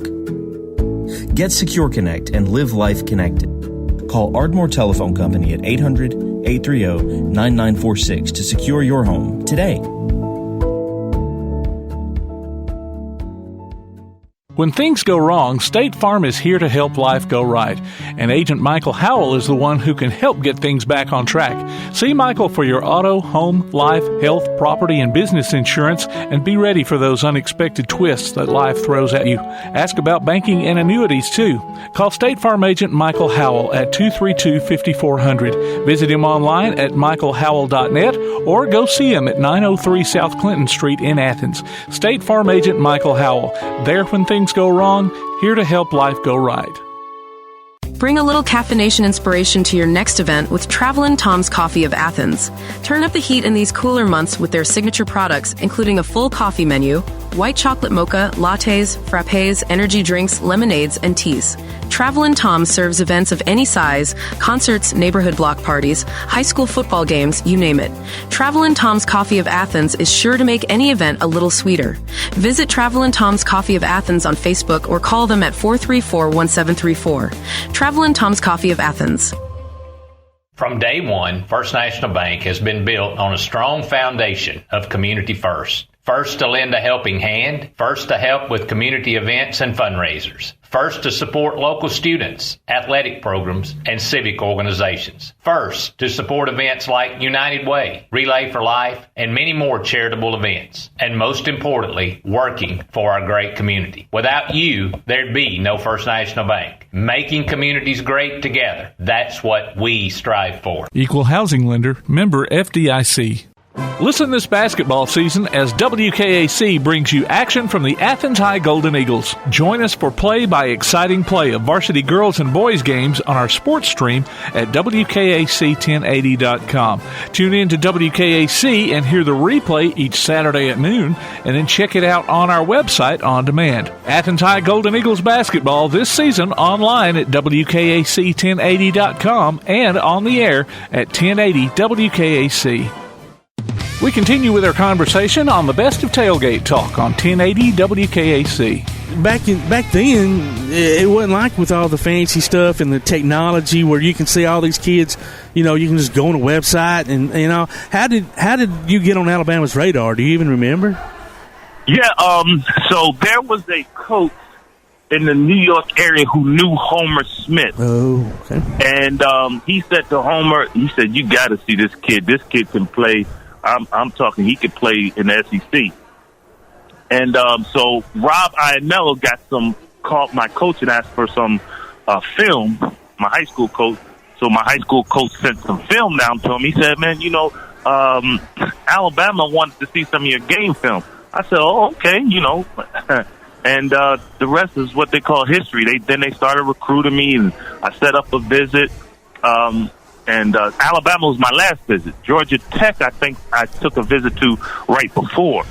But at that point, Georgia Tech had a pretty good team. I think they won a national championship, which would have been my freshman year. Or they shared it with Colorado. Okay. So when I take my visit to Alabama, flying from Birmingham, you had to fly into Atlanta back to New York. So Alabama, I verbally committed with my dad at Alabama. So the coach from Alabama, the running back coach, Chips, I can't remember Chips' last name. He flew back with me to Atlanta because he knew the coaches from Georgia Tech were going to be at the airport trying to hit her. Wow. So he's like, "Now you come with me," and kind of went into the what do you call that? The Sky Club or whatever. Until my plane took off, and he kind of walked me to the gate. Kept you undercover. That is great. So it was crazy. It was crazy. And a lot of people thought I was going to go to like Penn State, Syracuse, because I was New York State Player of the Year. But I wanted to play in the Southeastern Conference, and I really, I liked Alabama. I was a big Alabama fan because they had Bobby Humphrey and things of that nature. Yep. But growing up in that time, I was watching Herschel Walker and Bo Jackson. So you wanted to compete with the best. Yeah, so I was kind of a fan of Georgia and Auburn a little more so than I was Alabama. But then, I can't. Well, I hate listen, to admit that. As me, Tim, and all of our other buddies are proud that you came. You made the right choice. Oh yeah. And the thing the thing that's impacted me most about making that decision are the friendships that I've obtained from the University of Alabama, whether it's players, the guys that I played with. Charles Gardner and I are like brothers to this day. Prince Wembley, Derek Warren, Eric Curry. We're like brothers to this day. I mean, we don't see each other often, but when we see each other, it's like, we have never departed from one another. That's great. We really developed a great bond. Well, now, I got to thinking, we had last year we had Bucky Berry, who played for Alabama, and Chuck Fletcher, who played for Auburn in the early 70s, on with us together. They played against each other, and they told a story about, and I don't know if coaches still do this or did this with you guys, but the coaches would get the team together and they'd all watch a movie. And I can't remember who Chuck said the Auburn team watched, what movie was that they watched, but I do remember Bucky was talking about one of the Alabama assistants decided that they were going to watch Where the Red Fern Grows to inspire the team, and so they just got a big kick out of that one, and we're all scratching our heads over that one, and I think Bear wasn't too fond of that choice either. But what did you guys do that when y'all were playing too? Yes. Yeah, we would go to the movies the night before the game, but I'd be lying if I said I remembered what the movies were. Yeah, I remember my senior year when we played them in Birmingham. I can feel it coming in the air tonight. That song. The coach played that the night before, and I think he almost messed up because we were so excited and ready to play after, and they showed highlights of the season, and man, we were ready to get at it. Yeah, we're ready. We had to wait till the next day, We got that adrenaline flowing too soon. Oh yeah, he almost did, but the defense. Oh my goodness, our defense was vicious. Y'all were. You absolutely were, and I'm sure Derrick loved running against that defense. No, I didn't like running against him in practice. I tell you, we could have used Willie could have got on that beat. Oh, yeah, Willie on there. Y'all had a vicious one though, man, with Curry and John. What's the man? Weekend, and Ooh, yeah, George T. and Langham and all those cats. Yeah. That you know, it's funny because I played with Tony Richardson, who played at Auburn. T. Rich at Dallas. He was there. He was on a practice squad, and it goes to show you. T. Rich, that's my man. Yeah. It goes to show you he was talented enough to play on a roster, but he was a free agent. He ended up having a long career at Kansas City.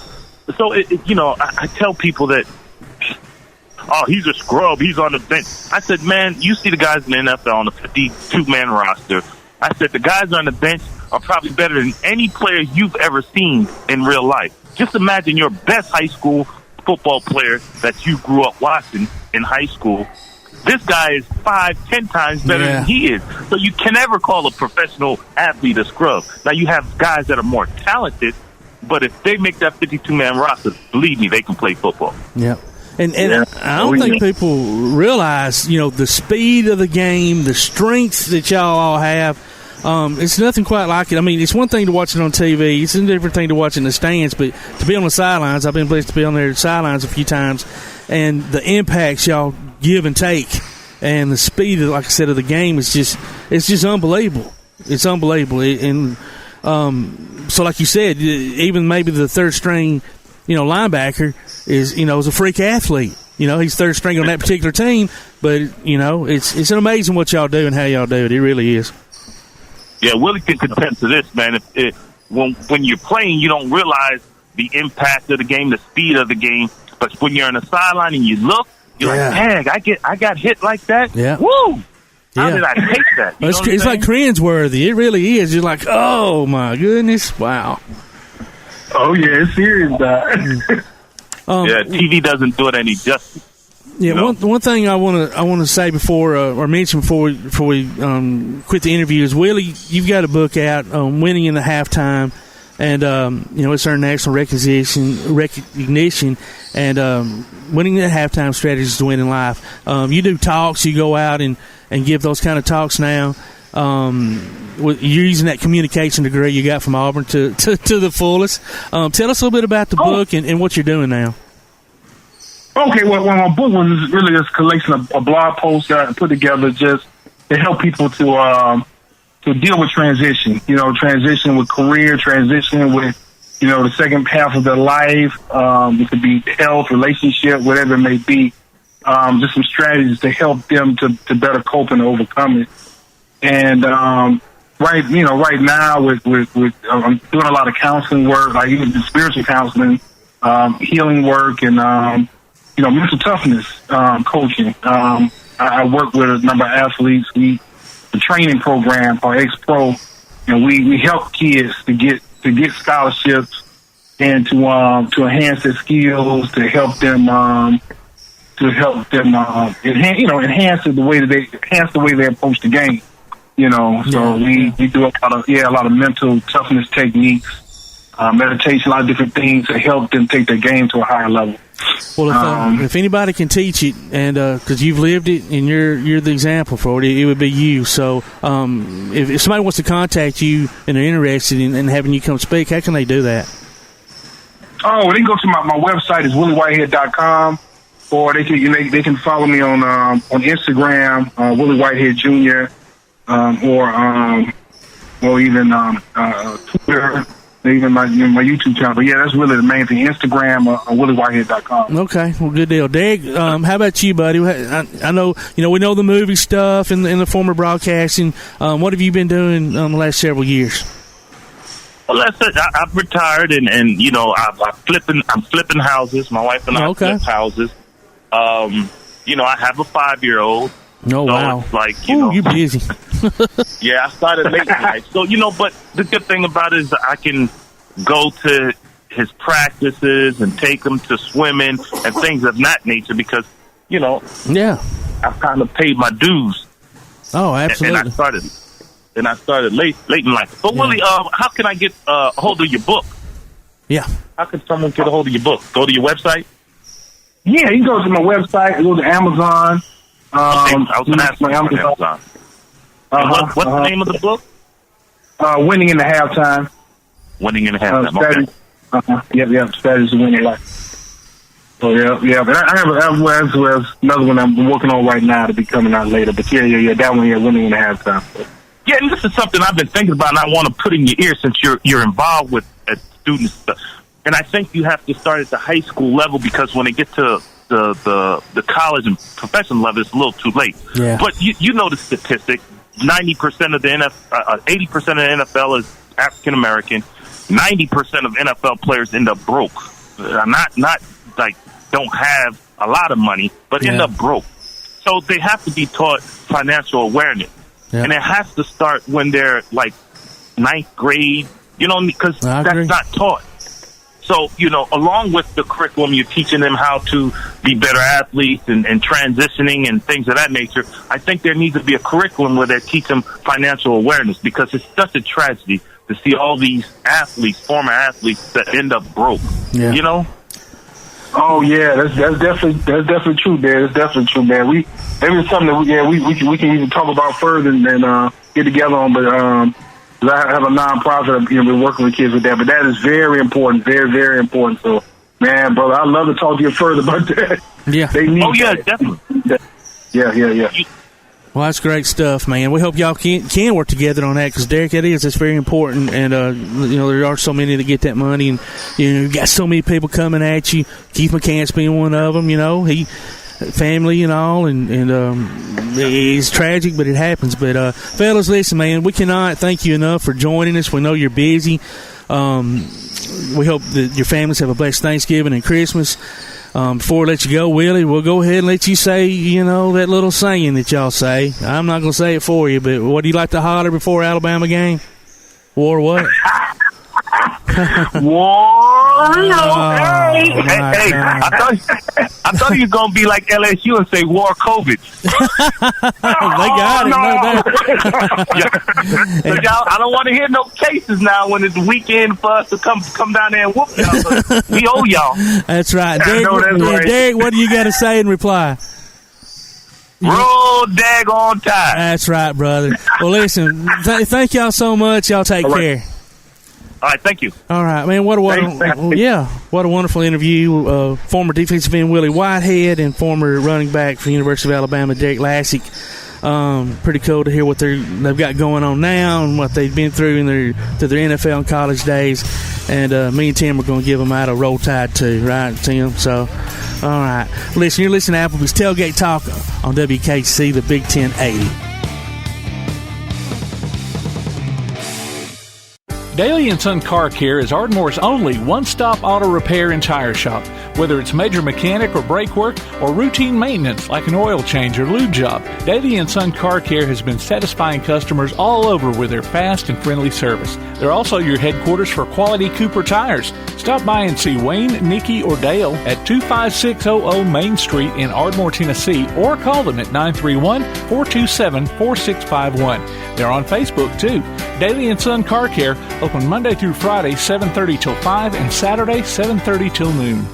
P4 Physical Therapy is a new outpatient provider offering community-based care with a unique partnership model that allows them to consistently deliver world-class outpatient care, emphasizing personalized hands-on treatment.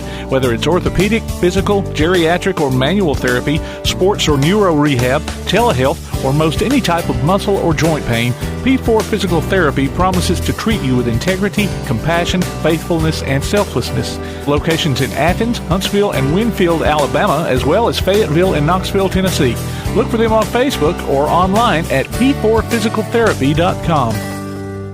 Your roof is the first line of defense for your home. Do you have water stains on your ceiling, paint peeling off your walls, shingles missing? It's probably time for you to get your free roof inspection. Locally owned and operated, licensed, and insured, Yellowhammer Roofing is the Yellowhammer State hometown team. Yellowhammer Roofing. Let our family protect what's most important to you, your family. 256-232-1933 or online at yellowhammerroofing.com. Now that you've got that new place on the water, BP Riverworks can finish the picture with a boathouse, dock, or seawall. Call Barron Pugh at 251-200-2273 or Tracer Pugh at 256-206-7097. BP Riverworks, licensed and insured, 251-200-2273 or 256-206-7097. Want to howl with the Havoc this season? Now's your chance from Tailgate Talk and the Huntsville Havoc. Just go to tailgatetalk.net and register your name. Then listen to Tailgate Talk Saturday mornings at 10 as we announce the weekly winners of Huntsville Havoc tickets. Howl with the Havoc this season from the Huntsville Havoc, Tailgate Talk, and 1080 WKAC. You're listening to the best of Tailgate Talk on 1080 WKAC. Ladies and gentlemen, it is with honor and great pleasure we have former Bama running back 2001 to 2004, Mr. Ray Hudson on the Tailgate Talk hotline. Ray, welcome to the show, sir. Thank you. Todd, this is Tom. I'm the Auburn fan here on the station, so I'm going to toss it over to our buddy Todd and let him talk to you for a little bit. Okay, I'll pray for you. That's great, man. He needs all the prayers he can get, brother. Stinking Auburn War Eagle junk. I don't know what's wrong with him, man.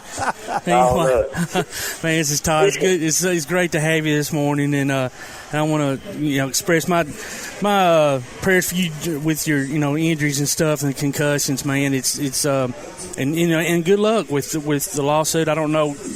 Real quick before we get into Alabama football. Can you share right now where that stands? Is it still kind of stalled up in courts, or has anything been moving forward with that? Yeah, it's still in court. So I talk to my lawyer every so often, and he give me an update. I need some information I got to send him to. Okay. Well, I actually saw something scroll across the bottom of the screen. We're here at Applebee's this morning. We got these TVs everywhere, and there was something to do with that. So if you can flip over to ESPN sometime this morning, you'll see something that may help in what you're doing. But so going back to Alabama football, so from 01 to 04, who all was your quarterbacks? I know Brody Crowell was one. Who else? Or was he the only one? No, it was Tyler White, Andrew Zhao. Wow, okay. Yeah, and Brody Crowell. Right, man. That's some good ones there. So I remember you playing, man, and you giving us some really great memories. Is there any particular game or games that stand out for you as far as, I guess good or bad, that you think about on from time to time? It was always fun playing against Auburn, of course. And just, anytime to shoot up. Now that I'm not playing anymore, anytime just going back thinking of all the games I played and going back watching like some YouTube or something. Yeah. I just missed the whole game. I coached a little Pee-wee, and it's just, I love the game of football. Even though it's a dangerous game, and you get on up in age, and you start feeling it. But I go back and do it harder. Yeah, well, that's awesome. So you got two little guys yourself, right? Don't you have two sons? I just got one. Where's He's a 6-year-old. He lives in Jacksonville. All right. Yeah. So as he gets older, what do you think about him playing ball? If he wants to play, you gonna be good with that? Yeah, if he wants to play, he's more than welcome. Awesome, man. That's great. He's a cutie. I saw his picture on Facebook, man. He looks like a handful, so yeah, I'm sure he's got you going. So going back to football, your yards per average per carry were just crazy, man. It's almost like they couldn't get you down. And obviously we had good offensive lines back then, but did you attribute that more to just the play calling or the blocking, or a lot of it, your success was due to your talent and hard work, but it was probably more like blocking, and every now and then they let me call my own plays. So really, that's cool. There you go, man. Well, did you have? Now I'm trying to think. You played for who's your coach? Did you play for the one coach, or did you have more? I started out with Mike Dubos. Okay. I came in as a defensive back, a corner. That's right. I remember that now. Yeah. Yeah. Then the Franchoni came in, and then I went to running back, and I stayed at running back throughout. But then after the Franchoni, Mike Price came in briefly. Then I played 2 years with Mike Shue my last 2 years. Ah, man, so you just had it going on there. Were you glad that you were moved from the defensive side of the ball to the offensive side, or? Yeah, that's what I mainly played in high school. Was in offense. I played running back, and that's mainly what I played. Okay, well that was good then that you got that opportunity. All right. Well, I'm going to pass this over to Tom. He's got a few questions for you, man. Okay.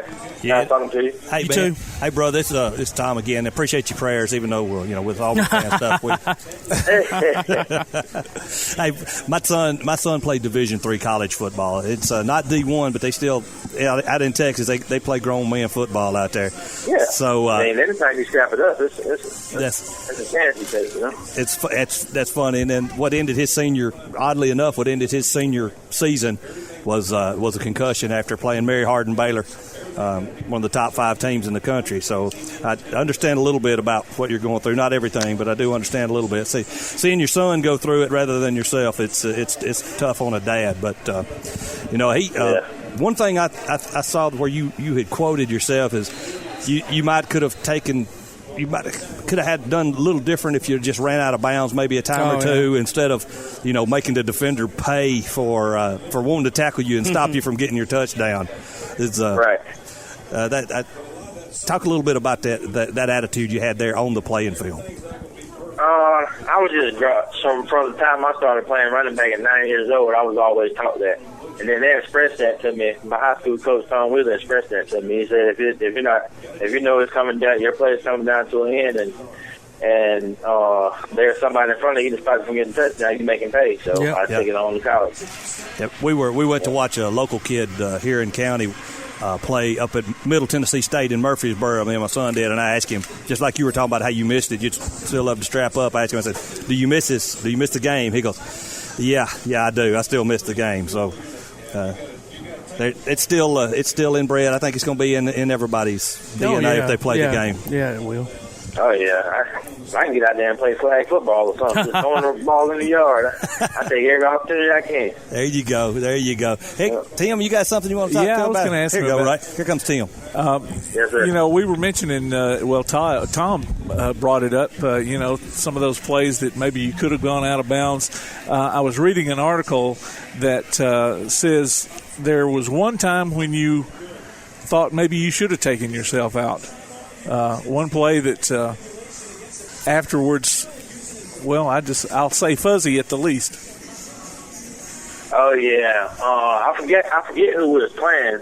I lined up behind Brody, and I could hear. We was in the huddle, and then we broke the huddle. We was lined up, getting ready to go, and he was in the cadence. And I said, "Hey Brody, are we running or pass?" He said, "We're running." I was like, "Okay." And I thought about it for like a second. I said, "Hey, are we going left or right?" And he was like, "Hey man, you all right?" I was like, "Yeah, just keep on running play." Yeah, and I think I remember he saying left. Yeah. Wow. Ray, man, we want to thank you again for joining us, taking time out of your schedule. I know all the Bama fans up here, we're just a small, AM radio station, but we have a lot of people who listen and love to hear from former Bama players and former Tiger players. And so, I want to thank you for taking your time and bringing a lot of good memories back for these boys up here. I appreciate the talk. Come back and talk to us again. Sir. Take care, man. Roll Tide.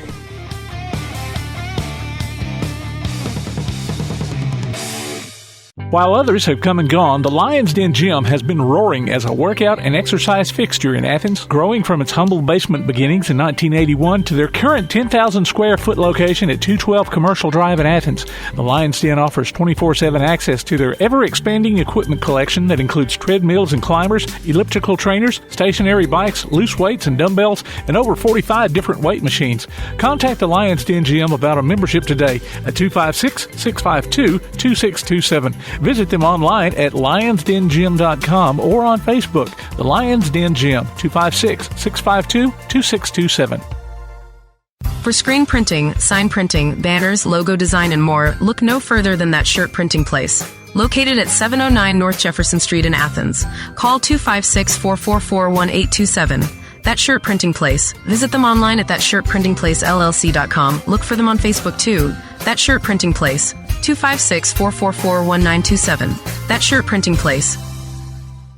The Bama Zach Memorial Scholarship has been set up to honor the legacy of Bama Zach Green, a huge fan of the Crimson Tide, along with Limestone County sports. The scholarship will go each year to a male and female athlete from Limestone County. Checks should be made out to Bama Zach Memorial Scholarship and can be sent in care of Garth Garris, 13833 Pinnacle Drive, Athens, Alabama, 35613. Donations can also be made in person at First State Bank of the South at 1319 Highway 72 East in Athens. Thank you for showing your support for local athletes by giving to the Bama Zach Memorial Scholarship. Come see all your friends at Applebee's in Athens. 12 minutes guaranteed or it's free Monday through Friday, 11 a.m. to 3 p.m. 7 items to choose from. Can't make it for lunch? Visit them for happy hour, 3 p.m. to 7 p.m. or late night. Half-price appetizers with beverage purchase, 6 appetizers to choose from. Call 233-4430 or order online at Applebee's.com and pick your meal up with Carside to Go. Applebee's Neighborhood Grill, Highway 72 in Athens, just off I-65. Eating good in the neighborhood. Keep up with local school, travel, youth, and amateur sports throughout the week with the Play Action Sports Update. Listen weekday mornings at 7:30 and weekday afternoons at 1:30 and 3:30 as we bring you the latest scores, news, and announcements from Limestone County and surrounding communities.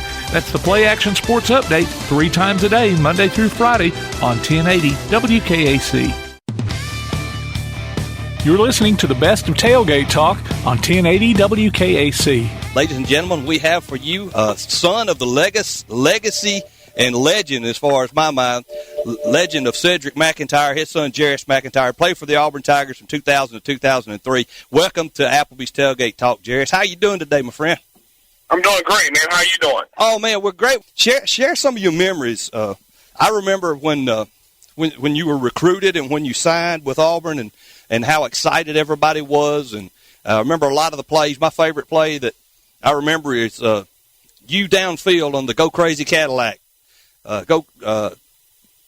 When Cadillac takes the first pitch of the Iron Bowl and takes it to the house, and if I'm not mistaken, your number 81's down there blocking for him. Yeah, definitely. That was one of my great memories. Obviously, my father played there. He did great things there.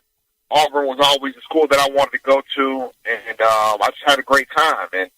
And being able to play in the Iron Bowl 4 years and being able to come out victorious in 3 of those 4, there's no better feeling. And especially that last year, which was my senior year in 2003, Cadillac broke down the sideline on an ISO play for an 80-yard touchdown on the first play from scrimmage, and I'm running down side by side, escorting them into the end zone. So that was one of my great memories, being an Auburn Tiger, and that being my last game in Jordan Hare, and that being my last Iron Bowl. Those are just great memories. And what more can you say if you're able to play Alabama and win more than you lose? You can't really complain. That's right. What about Coach Tuberville? What kind of man was he to play for? He was great. Coach Tuberville, he turned Auburn around when he got there. Things weren't going too well at Auburn. 99 had a pretty good record. In 2000, we won the SEC West and played in the SEC Championship, and so he got the thing turned around in a couple years. And as we know, to the 2000s, we had some pretty good football teams. He had an undefeated season. And he did a hell of a job at Auburn, and it was an honor to play for him as well as all of his assistants that he had. He's a great coach, and he's doing some pretty good things up at Cincinnati too, and did well at Texas Tech as well. So he's known for winning. Every place he's been, from back when he was in Miami to when he was at Ole Miss, to when he came to Auburn with Texas Tech, and now at Cincinnati, he's always known for winning. And his players, for the most part, have nothing but good things to say about him. And like I said, it was just an honor to have a chance to play for him, and he gave me an opportunity to be an Auburn Tiger. So can't say anything bad about that. Your last year was 2003, but the undefeated year was 2004. Were you able to stay in touch with Jason, Ronnie, and Cadillac and everybody, and kind of be a part of that season with them as well? Yeah. We're like brothers, man, and that season was magical. And, as we all know, the season before we were supposed to be, that was the year that everybody had us ranked high, and similar to this year. We were ranked high. It didn't live up to the expectations, but the following year we came back. A lot of those guys, grew up. A lot of those juniors that were juniors in 03 learned from the high expectations that we had in 03 and kind of propelled 04 into being an undefeated season. And in my eyes, national champs. I mean, had a great swarming defense. Had a lot of great young receivers that I played with that run a team of Cordy Taylor, Roman Shadu, Obamanu, Anthony Mix. Yes. And like I said, great quarterback in Jason Campbell, great running backs in Cadillac and Ronnie, and a great defense. So overall, man, they had a great football team, and the ball bounced their way, and they were undefeated. And like I said, they're national champions in my eyes. I agree. Now I'm going to take you back a few years. When I was a baby, I say baby, 8, 9 years old, and my dad's listening to this program right now. He went on about this Auburn football running back by the name of Cedric McIntyre. And I was really young, and I didn't fully understand, Cedric's impact on the game as far as being an African-American player and playing in the Southeastern Conference, and what a role model he was, and what a very good football player he was. Tell us a little bit about your dad's influence on you as a young man growing up. I mean, he means the world. Everything that, I know about football, the way I conduct myself is because, he raised me to be the man that I am today. And I hear a lot of people talk about it, and it's, obviously it's just strange because, I look at him as my dad, but everybody, first and foremost talk to me and tell me how fast he was. And I'm like, Dad, were you really that fast? But they're saying how fast he was. And then, now that I'm getting older, you kind of understand how, some of the barriers that he broke, being one of the first African-American football players at Auburn, and some of the things that he did at Robert E. Lee Montgomery High School, and then winning state titles, and with all the things that were going on around that time, with discrimination and everything that was going on, just to kind of look back and see that he kind of, like I said, broke some barriers, had a good career at Auburn, was the all-time leading rusher before, obviously Bo and everybody else came through there. It's just strange, because I look at it as my dad, but, people like yourself or people that can remember or saw him play or like your dad was, a pretty good football player. So it's just kind of strange. And I've seen some clips, and I look at the scrapbooks and things like that. So I know he was a hell of a player, but it's just, like I said, I keep saying it's still strange because it's your dad, and it was so long ago, but I hear the stories. He tells me the stories. So I guess he was pretty decent. I told him I still don't think he was fast. I still don't think he was faster than me, but we go back and forth about that all day. So he taught me a lot, and he's doing, has had his company, Suka Pipe Supply, Inc., for over 20 years, and he's been doing great in that. And down here in Tampa, Florida, man, just living a life, and he's doing really well. So it's good to hear, about him in his Auburn days and what he did to help Auburn University. Yeah, to actually start running back U, because I believe we are running back U with the running backs that we have. Absolutely, he was one of the reasons I became an Auburn fan at a young age, and well respected man. So, Jeris, I'm going to let you go, my friend. Thank you for taking this call on such short notice. I really do appreciate it. Ladies and gentlemen, Jeris McIntyre, what can I say? As an Auburn fan, this is truly an honor to be able to talk to him. Jeris, take care, my friend. You've been listening to Applebee's Tailgate Talk on WKAC, the Big 1080. While others have come and gone, the Lions Den Gym has been roaring as a workout and exercise fixture in Athens, growing from its humble basement beginnings in 1981 to their current 10,000 square foot location at 212 Commercial Drive in Athens. The Lions Den offers 24/7 access to their ever-expanding equipment collection that includes treadmills and climbers, elliptical trainers, stationary bikes, loose weights and dumbbells, and over 45 different weight machines. Contact the Lions Den Gym about a membership today at 256-652-2627. Visit them online at lionsdengym.com or on Facebook. The Lions Den Gym, 256-652-2627. If your place on the water needs some attention, call BP Riverworks. Boathouses, docks, seawalls, and repairs. Call Barron Pugh at 251-200-2273 or Tracer Pugh at 256-206-7097. BP Riverworks. Licensed and insured, 251-200-2273 or 256-206-7097.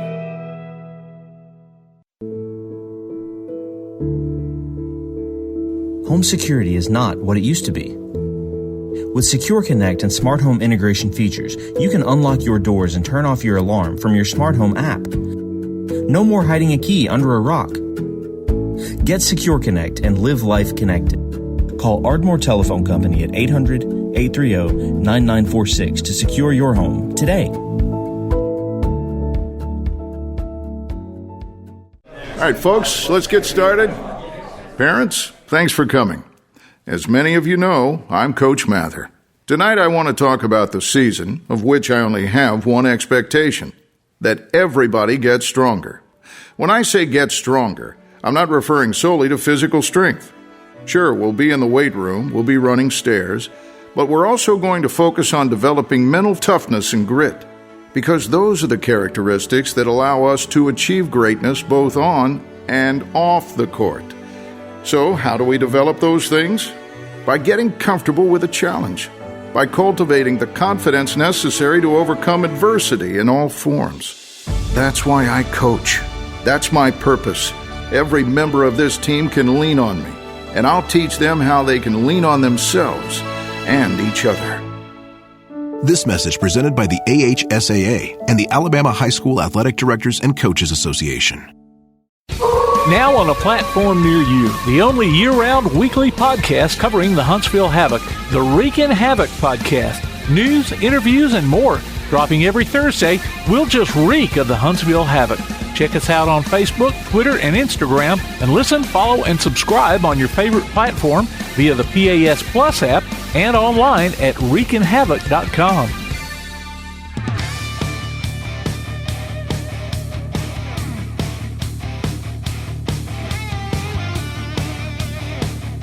You've been listening to the best of Tailgate Talk. You can hear the archive of this and other shows online at tailgatetalk.net.